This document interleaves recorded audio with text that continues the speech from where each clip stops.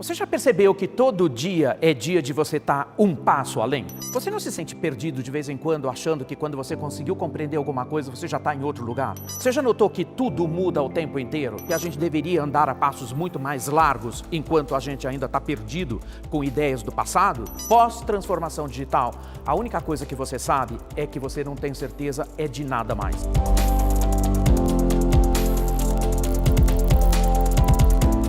Quando a gente fala de transformação digital como centro, você pensa que transformação digital é falar de máquina, é falar de inteligência artificial, é você falar de sistemas cognitivos, é de falar da robótica, é de falar de todo esse mundo que a gente olha e que a gente está super acostumado a ver nos filmes de ficção. Claro que a gente vai ver isso acontecer, claro que sim, mas o meu ângulo aqui ele é um pouquinho mais perturbado, ele é um pouquinho mais profundo, porque eu fico aqui pensando cá comigo, o que você vai ser como gente quando tudo isso chegar de verdade sobre você.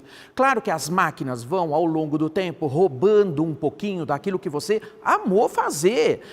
Você confunde trabalho com emprego, então, e confunde tudo isso com a sua vida, e você não conseguiu perceber que você amou fazer tarefa de máquina.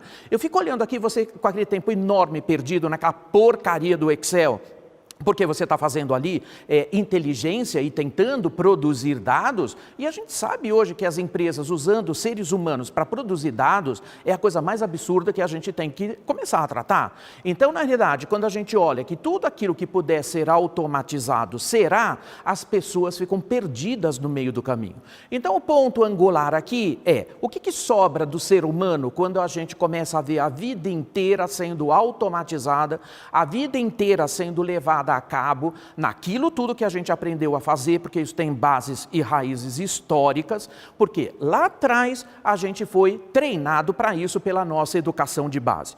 Mas a gente vai jogar a culpa nos nossos pais? É óbvio que não, porque na realidade existia e existe ainda a preocupação legítima de dar para os filhos tudo aquilo que eles não tiveram.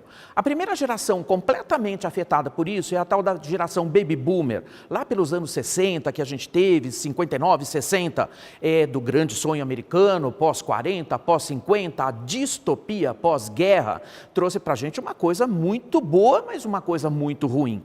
A coisa ruim é que os nossos pais saíram dos seus países de origem, pegaram um navio, atravessaram o oceano, vieram parar no lugar completamente estranho, sem falar a língua, abandonando toda uma vida para trás. Você pode imaginar o quanto difícil é alguém fazer isso, lá atrás, no início do século passado? Isso é uma coisa muito difícil da gente poder compreender. Então, isso faz com que a gente não consiga realmente bater a foto na cabeça da gente do que é viver no ciclo de escassez.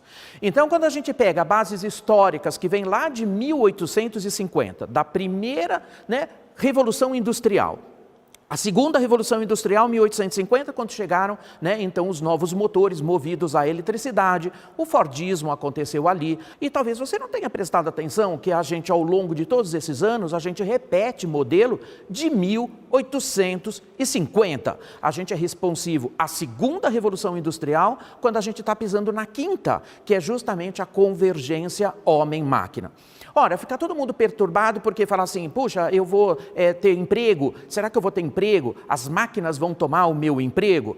Ora, a gente tem que lembrar duas coisas para você. Tem duas coisas só que seres humanos fazem magnificamente bem, que as máquinas não conseguem atingir, que é justamente o pensamento na ambiguidade e a análise crítica. E você vai ver o quanto as empresas estão atrasadas com relação a isso, porque elas ainda têm uma área que elas lá internamente chamam, que você deve conhecer, de recursos humanos. Ora, se você está usando o humano como recurso, já começa aí a ter um grande problema, porque humanos não são recursos. E eles hoje não estão destinados para aquilo que você amou fazer, que é tarefa repetitiva. E você não entendeu que você, ao longo desse tempo todo, vem se transformando numa máquina, quase como um aplicativo, e isso tudo faz com que hoje a gente tenha que ter uma percepção diferente da nossa jornada de trabalho, não mais de emprego. As pessoas sempre me perguntam, sabe? Eles falam assim, Piazza, você acha que a gente vai ter esse ambiente onde as máquinas, os robôs vão tomar o meu lugar? E eu falo, olha, tem duas maneiras de você ver isso, Primeiro que eles não vão tomar o seu lugar, eu acho que não, eu acho que eles já tomaram. tá bom? Isso para dar um pouquinho de realidade para a gente, que tudo que tiver que ser automatizado será e num tempo recorde. Então, na realidade, essas coisas ficam muito tensas, porque lá atrás, quando a gente teve a tal da distopia pós-guerra, a nossa educação era forjada desse jeito. Você, desde criancinha, você recebia aquele input, né? Fala assim, o que você vai escolher ser quando crescer, né? Você tem que ser alguém na vida. Você já deve ter ouvido isso em algum lugar, em algum tempo. Gente, alguém pode me explicar o que é ser alguém na vida, a não ser somente você? Né? Você não consegue entender o que é ser alguém na vida, porque isso era forjado de que maneira? Você tem que ser alguém, e isso significava você ter uma especialidade, você ser muitíssimo bom naquilo que você faz, você ter um cargo de destaque, para você ganhar dinheiro, para você ter coisas. E a gente viu o que aconteceu. Apartamentos gigantescos que as pessoas tinham, 2, 3 carros na garagem, viajava 2, 3 vezes por ano para fora, tinha 2, 3 babás para os filhos, pagavam escolas melhores que tinham, né? Escolas particulares, e você viu o que o dinheiro podia dar para você. Mas será que no meio do caminho, e isso é uma crítica que a gente tem que fazer, será que ao longo do tempo a gente não caiu na armadilha de que ter era mais importante do que ser?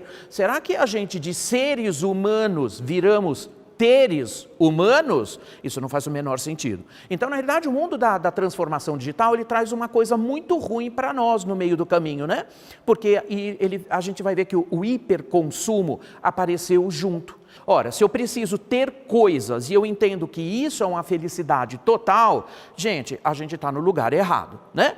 Quando a estruturação de trabalho lá na modernidade era um pouquinho diferente, a gente tinha uma estruturação de família que bancava a gente forte. Era tudo nuclear. As famílias eram nucleares, a família escolhia a sua religião, a família escolhia o segmento de trabalho que você ia ter, a família escolhia que tipo de resposta você ia dar no futuro, e muita gente hoje está dando tela azul total, erro 404 total, porque chega uma realidade que muitas vezes elas entendem que tudo aquilo que elas dedicaram ao longo de uma vida inteira não é nada daquilo que elas gostariam de fazer. Quando eu brinco de dizer, né, para as pessoas, né, que ficam, sabe, a gente vê de longe, porque o olho ele cai, o brilho diminui, as pessoas emitem pouca energia quando estão nesta fase, né? Elas não têm coragem de mudar a sua vida, elas continuam fazendo tudo aquilo que elas aprenderam a fazer, elas não têm coragem e não têm energia para dar um shift, para meter o pé em tudo, para poder fazer tudo de forma diferente. Então, na realidade, a metáfora que eu gosto de falar aqui, por favor, suba num cavalo, vai lá no Museu do Ipiranga e proclame sua independência, porque é isso que a gente tem que fazer, porque daqui a pouco isso será requerido e de uma maneira muito forte. Então, na realidade, quando a gente perde os elos, né, verticais e a gente vai para elos horizontais, a gente vai ver que a gente está num mundo completamente diferente, porque lá pelos anos 80, 90, para o ano 2000, a gente viu isso acontecer. Você não tinha obrigação mais de estar casado com quem você escolheu, aquela bobagem que a gente fala na igreja, que é para todo sempre, na vida, na morte, né, na doença, na pobreza, aquele monte de coisa que a gente fala e não faz, né? Você não precisa não ficar uma vida inteira com o traste que você não quer ficar mais, você manda ele passear, né, e sobe a fila, isso é mais importante do que nunca, porque a única obrigação que você tem é ser feliz. Ser feliz é a única obrigação que você tem. Quando você olha, né, que você perdeu os elos, né, da família, porque você foi morar sozinho, você assumiu que você queria fazer um curso fora do país, você foi morar num outro país, você deu extensão para aquela coisa que passava na sua cabeça e você conseguiu construir uma vida diferente. Os que não conseguiram foram para o hiperconsumo, porque perderam os laços, né, familiares que veio no passado. Por que a gente continua vendo muita gente voltando para a casa dos pais depois de 40 anos? Buscando o elo perdido de ter a família para resolver os seus problemas. Quando a gente olha que tudo isso, e por que eu estou falando de tudo isso, que nem parece que a gente está falando de transformação digital, porque eu estou falando de comportamento, né? Isso é absolutamente necessário a gente discutir, porque quando a gente olha para o futuro, às vezes a gente não vê uma janela muito legal para a gente mesmo. E obviamente, quando a gente fala de tudo isso, o trabalho vem com muita potência nisso, né?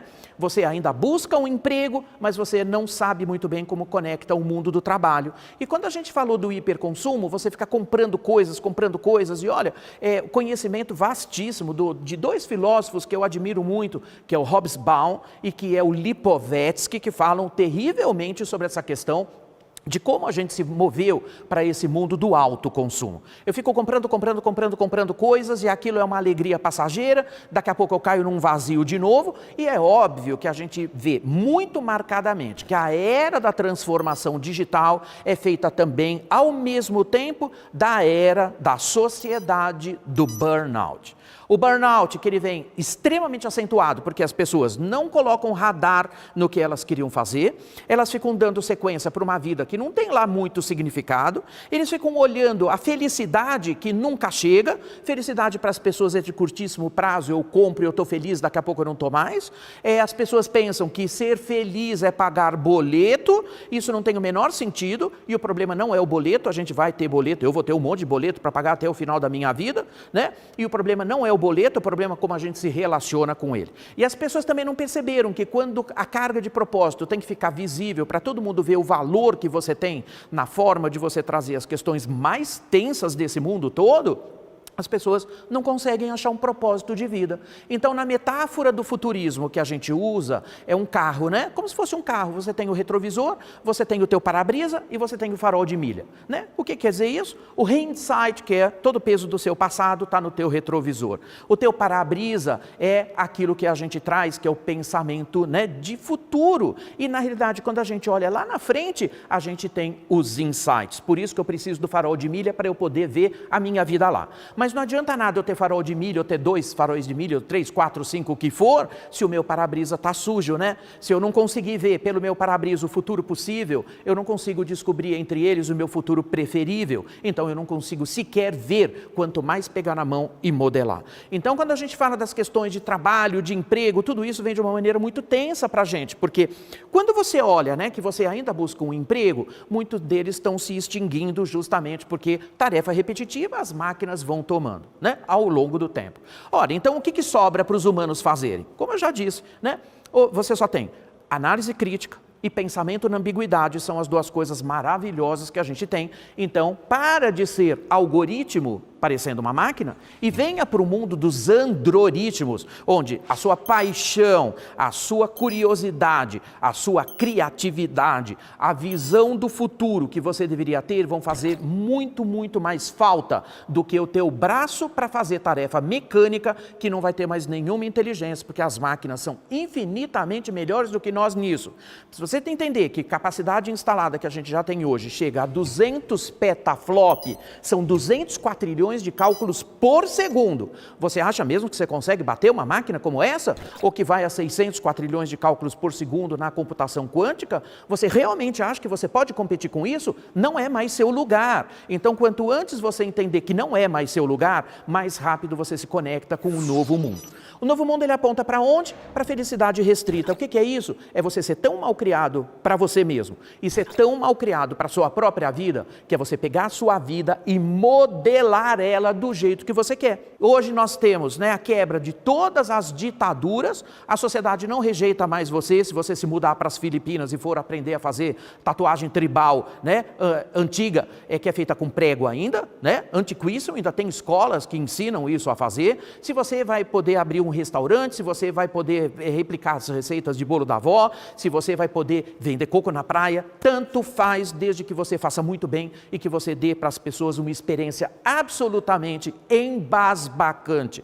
Só gente muito apaixonada é curiosa, só gente muito apaixonada descobre o que vem pela frente, só gente muito apaixonada faz tudo de propósito. Ah, mas o que os outros vão dizer? Dane-se os outros, é você no centro, é você quem tem que dar vida para você, é você quem tem que se bancar e é você quem tem que olhar o seu próprio futuro. Portanto, eu adoro uma frase dos Racionais MCs, e você pensa que eu ia usar uma frase do Aristóteles, né? Uma frase de Platão, né? Para parecer inteligente. Eu vou usar uma frase dos Racionais MCs. Ele fala assim, por favor, né? Não espere o futuro mudar sua vida, porque o futuro ele é tão somente a extensão do seu presente. Se você não fizer nada, você vai virar Zeca Pagodinho, né? Ai, deixa a vida me levar, me leva, me leva, me leva. Até onde a vida vai te levar? Me fala, né? Vai chegar uma hora em que você vai ser requerido para você botar o seu pé, botar a sua marca e botar a sua impressão transformação digital em tudo aquilo que você faz. Portanto, quando eu chamo a atenção com relação a isso, para de ficar olhando a prisão do tempo, porque você não tem coragem de mudar, porque você tem boleto para pagar, como a gente já falou.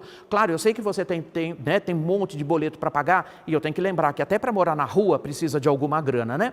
Começa a projetar teu futuro, começa a botar a mão nele, começa a vislumbrar o que você gostaria de fazer, né? Carreira, não teremos, tá bom? Trabalho, muito. Emprego, talvez muito pouco. E eu não vou deixar de esquecer de falar para você que a Universidade de Oxford, no Reino Unido, coloca algumas escalas de novas profissões que estão vindo a acontecer.